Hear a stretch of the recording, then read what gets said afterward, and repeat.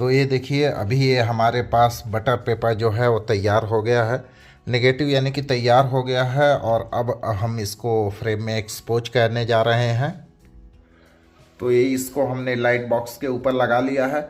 हम लोग जो फ्रेम की एक्सपोजिंग है वो लाइट बॉक्स के थ्रू करते हैं, और इसका फ़ायदा होता है कि टाइम एक बार फिक्स हो गया तो वही टाइम हमेशा चलता है। धूप के साथ दिक्कत होती है कि ठंडी में अलग टाइम होता है, गर्मी में अलग होता है, सुबह अलग होता है, दोपहर को अलग होता है, शाम को अलग होता है।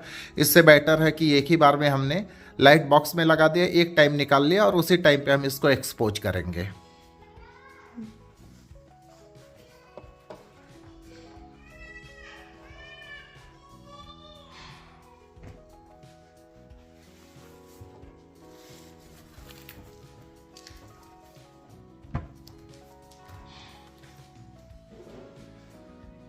अब इसमें हम लोग टाइमर लगाएंगे 1 मिनट और 30 सेकेंड का।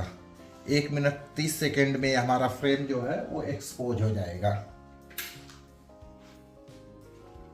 ये देखिए, हमने 1 मिनट 30 सेकेंड का इसमें टाइमर लगा दिया है।